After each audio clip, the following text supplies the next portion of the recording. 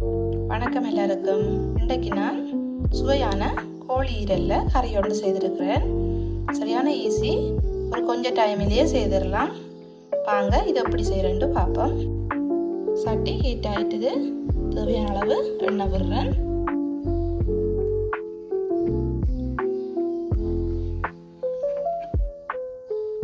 இதுக்குள்ள வெட்டி வச்சிருக்கிற வெங்காயம் போடுறேன்.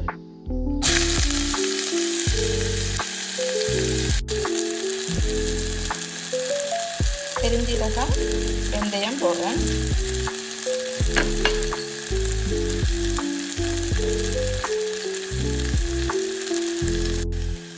வெங்காயம் வதங்கி கொண்டிருக்கு.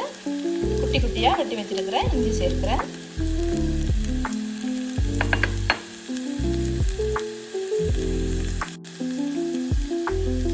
வெட்டி வச்சிருக்கிற பச்சை மிளகாயம் சேர்க்கிறேன்.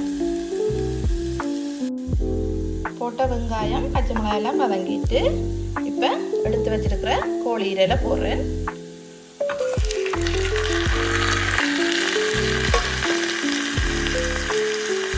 இதுக்கு மஞ்சள் சேர்க்க போகிறேன்.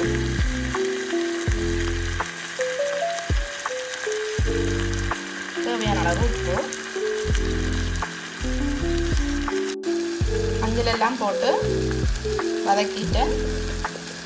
இந்த டைமில் உரப்புக்கு ஏற்ற அளவு தூள் போடுறேன்.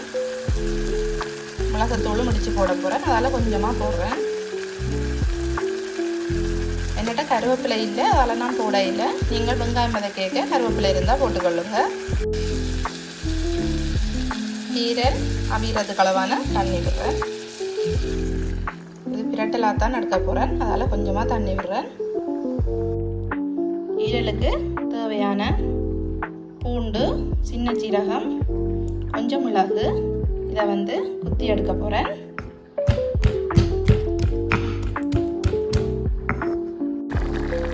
ஈரல் அவிஞ்சு கொண்டு வந்துட்டுது.